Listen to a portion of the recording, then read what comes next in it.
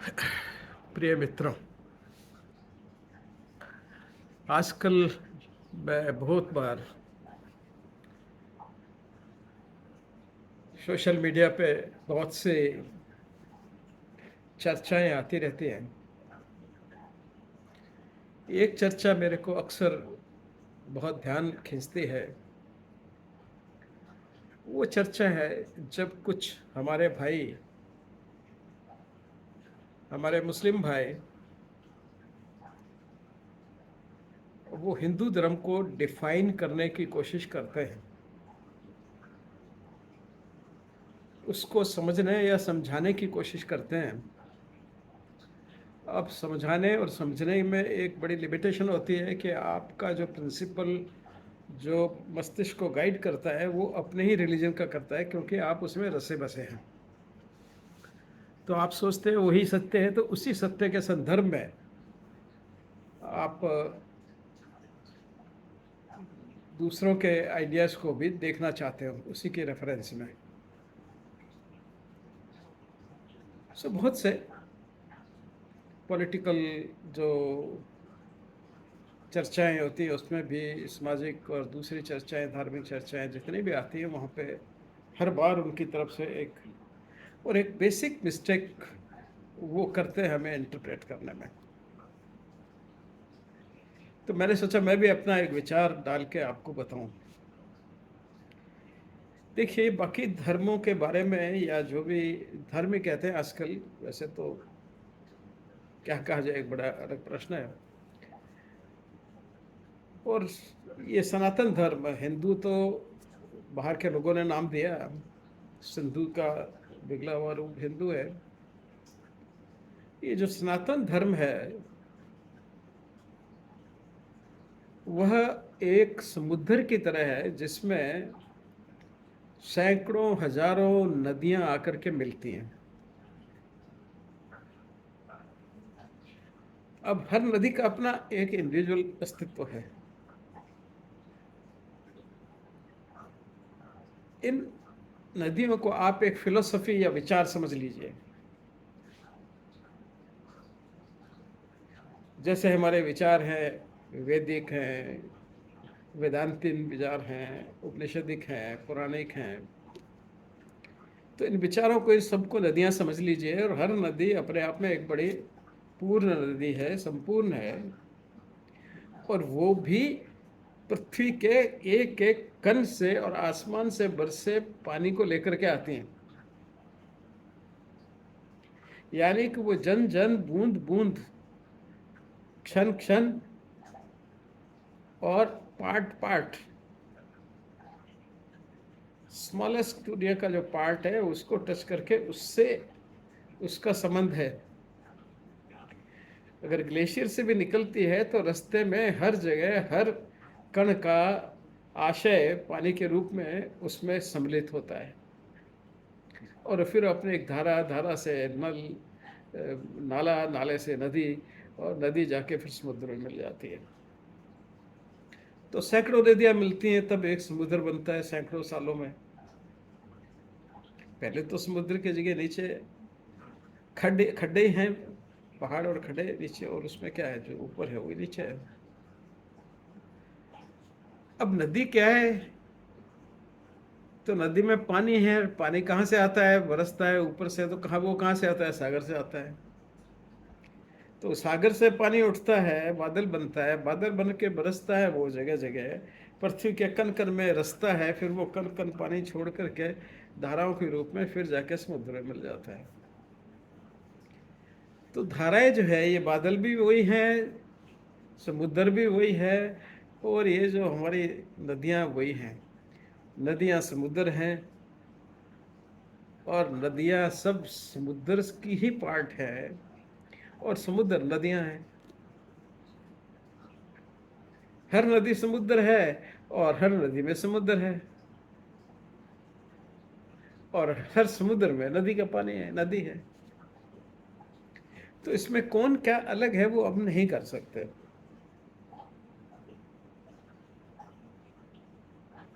ये हुआ सनातन का कॉन्सेप्ट, और जो समय से, जो सृष्टि के प्रारंभ से चलता आ रहा है, प्रारंभ से समुद्र चलता है, प्रारंभ से नदियाँ चलती आई। तो ये जो पानी का साइकिल पृथ्वी पे है, वो डे वन से चलता आया, अभी तक चल रहा है, शून्य रहेगा, चलेगा। तो वैसे ही धाराएं बनती रहेंगी, हम अलग धारा को अलग करते रहेंगे, हम धाराओं के लिए लड़ते भी रहेंगे, युद्ध भी हुए नदियों के लिए बहुत बड़े बड़े। और वो नदियाँ सब समुद्र में जाती हैं। समुद्र क्या है? वो नदियाँ हैं। नदियों का पानी है। नदियाँ क्या है? वो समुद्र का पानी है। तो हम समुद्र को कहाँ अलग करें, नदी को कहाँ अलग करें? कोई अलग नहीं कर सकते, वो सब एक है। तो मुख्य रूप से जो हिंदू धर्म का भी एक कॉन्सेप्ट है, वो इसी तरह से है। इसे बहुत नदियाँ हैं, 4 वेद भी नदियाँ हैं, उनके विचार हैं जो हमारे पूर्वजों ने लिखे, मानव जाति के पूर्वजों ने। हम अपने पूर्वज क्यों कहें?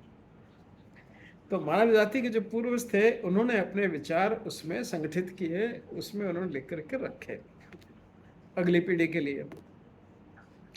अगली पीढ़ी ने फिर उसमें जोड़ा, तो 1 से 4 हो गए। फिर आगे वालों ने जोड़ा, तो उन्होंने उपनिषद क्रिएट कर दिए। तो उपनिषदों में अपने विचार करते गए, पौराणिक कथाओं में करते गए। तो इस तरह से और कई, जैसे पंचदशी वगैरह अलग दर्शन की हुई रचनाएं हुई, बहुत से ऋषियों ने बहुत से दर्शन, महाभारत रामायण वगैरह लिखे। तो ये सब विचार थे लोगों को, जो उन्होंने समाज के सामने प्रस्तुत किए। किसी ने कहानी के रूप में किए रामायण और महाभारत के उन्हें अपने उपनिषद के रूप में किए, प्योर ज्ञान के रूप में किए, उसके सोर्स के रूप में किए। तो ये सब मिला करके एक सनातन धर्म की धरोहर हो गई। अब जितने सनातनी हैं या जितने हिंदू हैं, उन सब के पास में ये अपनी सारी धरोहर पड़ी है। और ये सब धरोहर एक जैसी नहीं है, क्योंकि कोई व्यक्ति एक जैसा तो सोच नहीं सकता। सबने अपना मस्तिष्क लगाया कि सृष्टि क्या है, सृष्टि की रचना कैसे हुई, सृष्टि कैसे चल रही है, कर्म क्या है, कर्म का विधान क्या है, इत्यादि इत्यादि। जितने फिलोसफिकल प्रश्न हैं, जितने प्रश्न व्यक्ति के मन में उठ सकते हैं, वो उन प्रश्नों पर हमारे पूर्वजों ने विचार किया। इसलिए उसमें किसी का नाम नहीं है, उपनिषद के किसी रचयिता का नाम नहीं है, वेदों के रचयिता का कोई नाम नहीं है। पूर्वज थे हमारे, तो मानव पूर्वज थे। अब बहुत से लोग तो कहते हैं आर्यन रशा से आए, वहाँ से आए। तो जो भी है, सारे जो मानव जाति के पूर्वज थे, उन्होंने ये सब लिखा अपने विचारों को प्रकट करके लोगों के सामने, जिससे कि आगे के लोग इसको पढ़ करके फिर आगे बढ़ सके। आप जब पढ़ते हैं एमएससी में या हायर क्लासेस में या पीएचडी कर रहे हैं या एमफिल कर रहे हैं, तो सबसे पहले आप क्या करते हैं? रिव्यू ऑफ लिटरेचर करते हैं। रिव्यू ऑफ लिटरेचर मीन्स बाकी लोगों ने क्या कहा, पहले हम उसको देखते हैं। फिर उसकी प्रॉब्लम, उसमें से कोई प्रॉब्लम क्रिएट होती है जो हमें समझ में नहीं आए, उसके लिए हम नई प्रक्रिया लिखते हैं। वो भी उस नॉलेज का एक पार्ट बन जाती है, ज्ञान का पार्ट बन जाती है, समुद्र का पार्ट बन जाती है। तो ऐसा ही ऋषि मुनियों ने किया कि वो आए, देखा, उन्होंने डिस्कस किया, उनके मन में एक नया विचार आया, उन्होंने विचार को लिखा, लोगों के सामने प्रस्तुत किया कि मैं इस पृथ्वी के जेनेसिस को, व्यक्ति को, प्रकृति को, सबको इस रूप में देखता हूँ। कुछ लोगों में उसमें उन्होंने अपने साधन भी बताए कि साहब ऐसा करिए। भक्ति युग आया तो भक्ति के बड़े बड़े जो गीतकार हुए, उन्होंने भक्ति योग में बहुत अच्छी अच्छी कविताएं लिखी। उन्हीं जो पूर्वजों ने पहले लिख रखी थी, उनके ट्रांसलेशन अपनी लैंग्वेज में, खड़ी बोली में या जो भाषा बोलते थे उस भाषा में किए। उनका एक प्रयत्न अलग से था। तो इससे एक बहुत बड़ा मानव के लिए एक ज्ञान का भंडार, यानी कि विभिन्न लोगों की सोच तैयार हो गई, जो सोच सब उनको अवेलेबल है। अब हिंदू का माने कि जो इस सोच में पैदा हुआ, इस सोच को जो समझता है कि मैंने इनहेरिट किया है अपने पेरेंट्स से, क्योंकि उनके फादर ने अपने पेरेंट्स से इनहेरिट किया था इस सारी नॉलेज को। अच्छा, इस सारी को सब पढ़ सकते नहीं, तो किसी को जैसे गंगा पसंद आई तो वो गंगा को पढ़ने लगा, किसी को उसी तरह से किसी को कोई उपनिषद अच्छा लगा, किसी को वेदांत कुछ अच्छा लगा, किसी को ज्ञान त्रयी अच्छी लगी, किसी को गीता अच्छी लगी, तो उस हिसाब से वो अपने उसमें अपने सवालों का जवाब उनमें ढूंढते रहे और इस सत्ता को समझते रहे। और ऐसे करते करते एक कॉमन अंडरस्टैंडिंग भी लोगों के बीच में बन गई, जो प्राइमरीली मेन ये थी कि भाई जियो और जीने दो, ठीक है। और दूसरा जैसे मान लो कि ठीक है खाना जो सब मिल करके खाओ, खाना किसी का नहीं है ना। बड़े अच्छे अच्छे गाने, बड़े दाना पानी खिंच के लिया कौन किसी ने खाता, लाइक दैट। सो इस तरह से कुछ उनके स्वभाव में चीजें इन्हीं नॉलेज से, ज्ञान से आती गई और उनका एक स्वभावगत वैसा एक लाइफस्टाइल डेवलप हो गया। अब इस लाइफस्टाइल को हमने कहना शुरू कर दिया ये हिंदू लाइफस्टाइल है। अब उसे फ्रीडम भी रही। कुछ भक्ति युग में बहुत से देवताओं की स्तुति शुरू हुई, वेदों में भी बहुत से देवताओं की स्तुति है। वो पुराने देवता थे, फिर नए देवता के काफी क्रिएट हो गए।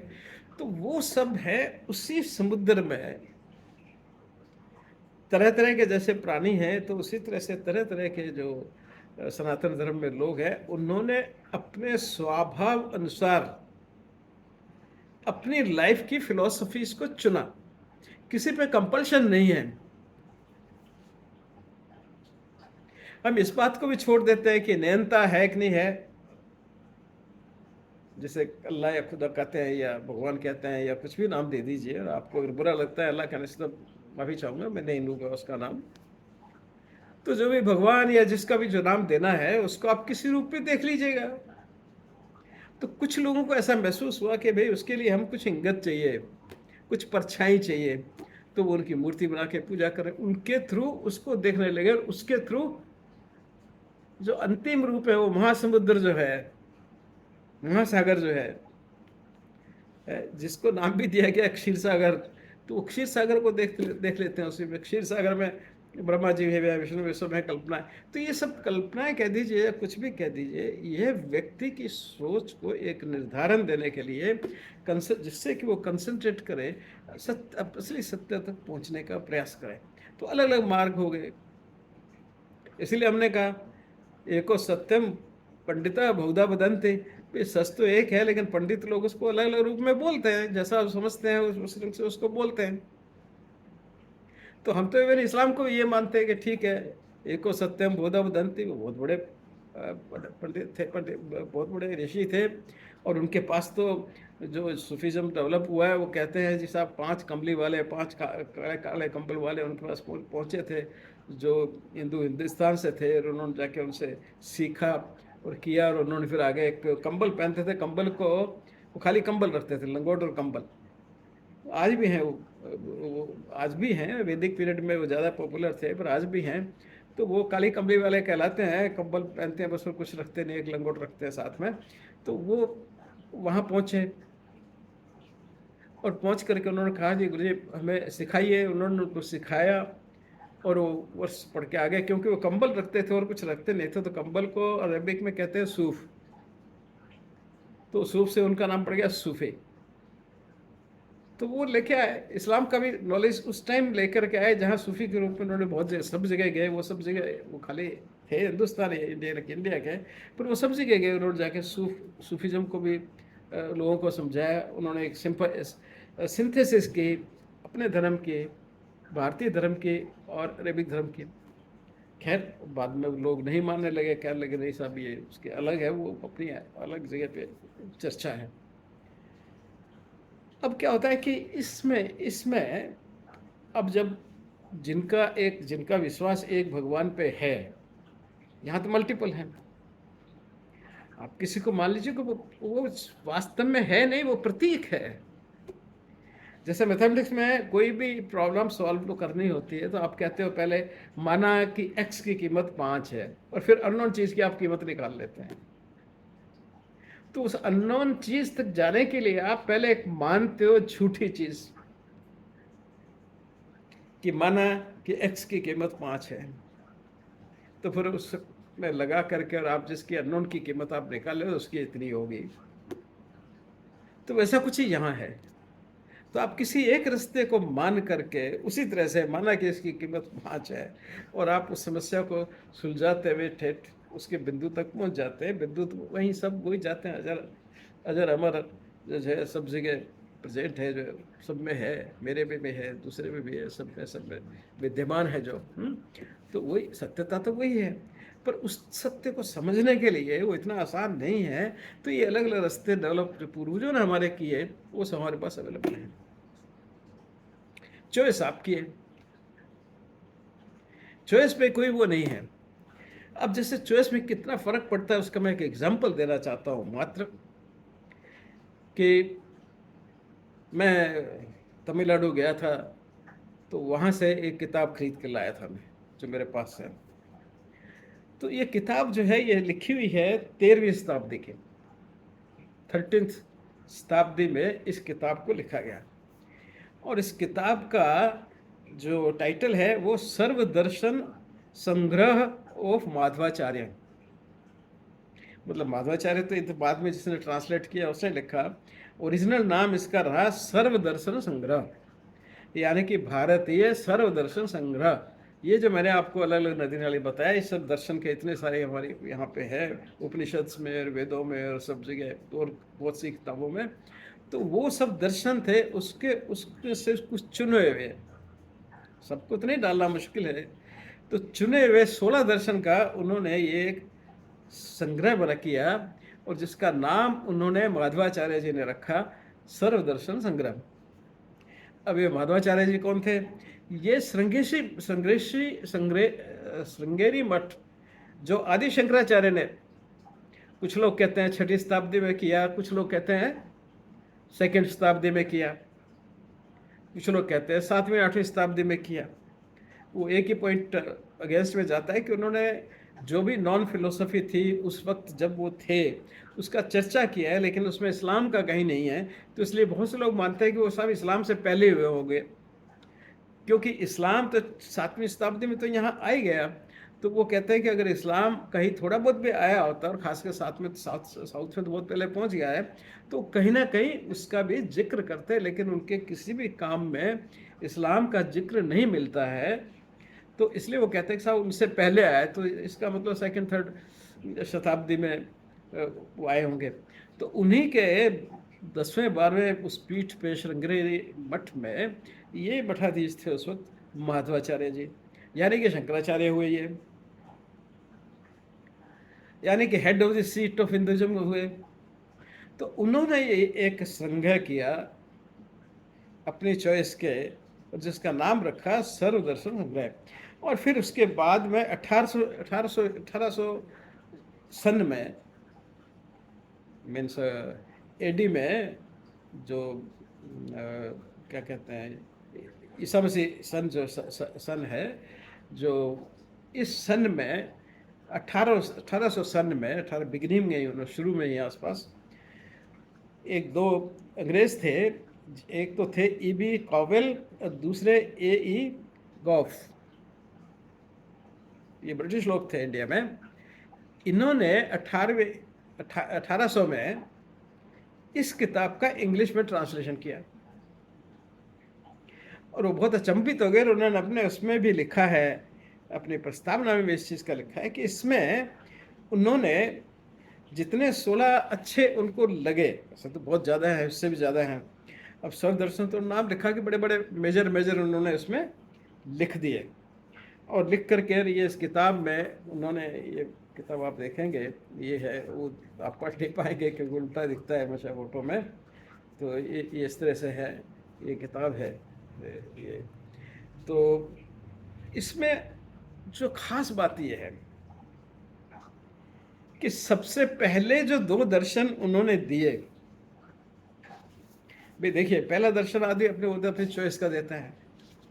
अब ये शंकराचार्य हैं 13वीं शताब्दी के, यानी कि 1200 कुछ में ये हुए, और इन्होंने जो सबसे पहला दर्शन अपनी लिस्ट में लिखा है, जिसको डिस्क्राइब किया है, वो चारवाक सिस्टम है, चारवाक दर्शन।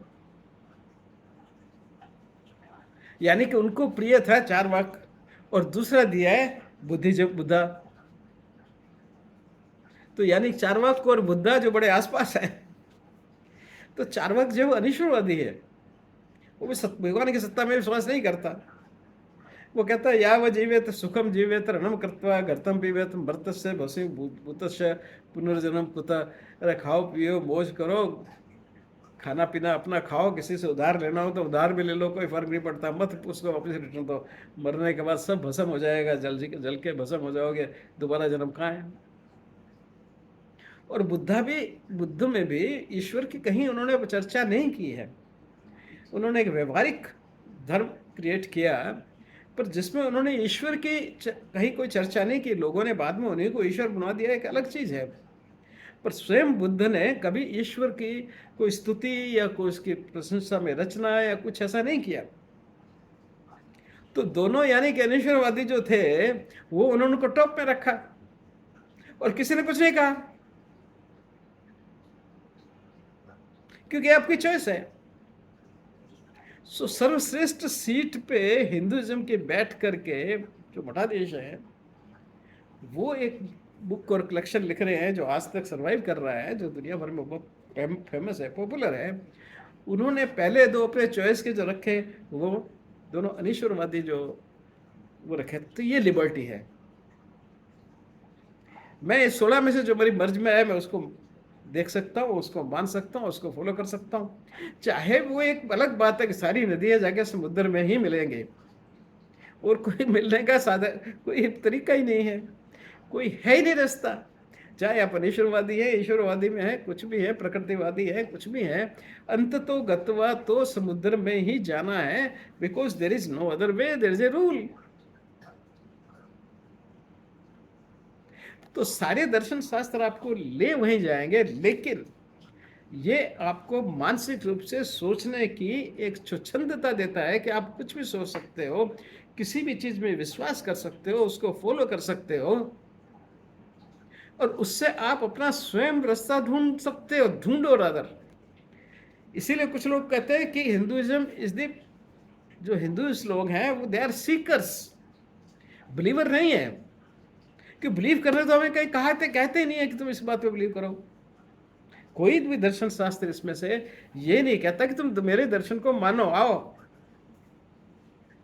नहीं, आपकी इच्छा है तो आप विश्वास करिए इसमें, नहीं दूसरे में करिए, उससे इस दुनिया को एक्सप्लोर करिए। पर्पज है हाउ यू एक्सप्लोर योरसेल्फ। आपको खुद को सीख करना पड़ेगा, आपको खुद को ढूंढना पड़ेगा, आपको खुद को भगवान तक पहुंचना पड़ेगा। उसके लिए सारा प्रयास आपको करना है। हम कोई आपको रेडीमेड रास्ता नहीं बता रहे हैं, हम तो दर्शन बता रहे हैं, फिलोसफी बता रहे हैं, ज्ञान दे रहे हैं आपको एक समझ दे रहे हैं, बुद्धि दे रहे हैं।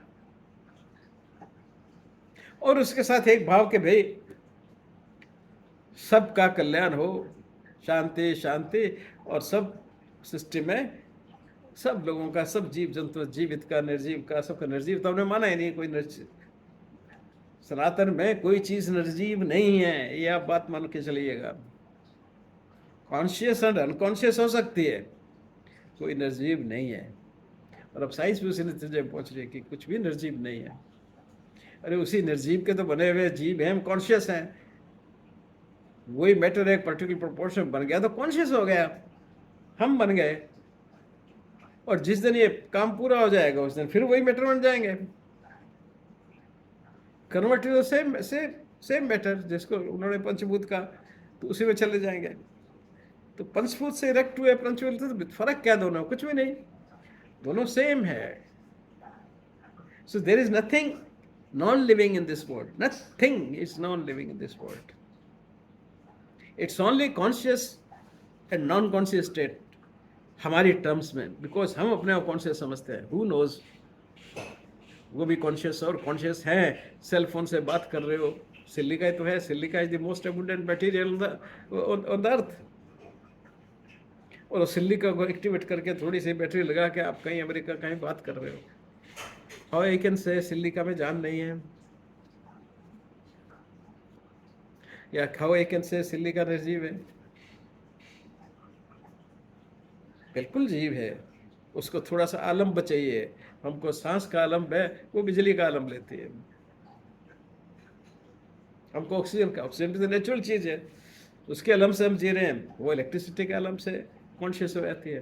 तो हम सबको कॉन्शियस होने के लिए कुछ ना कुछ आलम्ब चाहिए प्रकृति से चारों तरफ। हर चीज़ का आलम अलग है, जहाँ पे उसको आलम मिल जाता है वो कॉन्शियस है, वो सब चीज़ समझ जाती है। जिस सीमा तक मिलता है उस सीमा तक समझ जाती है। वेजिटेबल्स अपने तरीके तक दुनिया से कम्युनिकेट करती हैं, पेड़ अपने तरीके से करते हैं, पशु अपने तरीके से कम्युनिकेट करते हैं, और हम अपनी तरह से करते हैं। और हम सब अलग अलग तरह से दुनिया को देखते हैं। हम दुनिया को रंगीन देखते हैं, कुत्ता ब्लैक एंड वाइट देखता है, बिल्ली भी ब्लैक एंड वाइट देखती है, स्नेक सिर्फ टेम्परेचर के रूप में देखता है, पक्षी इलेक्ट्रोमैग्नेटिक वेव के रूप में अप्रिशिएट करते हैं। सो हर पक्षी का, हर उस कॉन्शियसनेस को जगाने का या क्रिएट करने का वो इंटरेक्शन ऑफ द मटेरियल, ठीक है, वो है। तो इसीलिए चक बस्त ने बड़ा अच्छा कहा है, जिंदगी क्या है, कुछ चीजों का जहूर तरतीब, मौत क्या है, इन्हीं अज्जा का परेशान होना। Life is nothing but a systemic arrangement of the material, and death is nothing but when the systemic arrangement of material is deranged, बेतरतीब होना, जो बेतरतीब हो जाता है, it's end of the thing. The conscious man there only, body remains there only, that to get decomposed and get into dust to dust. So that's how we believe. So this is the best example of which I usually give to the people, that this is in Hinduism. आप इस चीज़ को अगर समझ जाएंगे तो आप हिंदुओं को समझ जाएंगे, फिर आपको कुछ उनको गलत समझने की आवश्यकता नहीं है। धन्यवाद।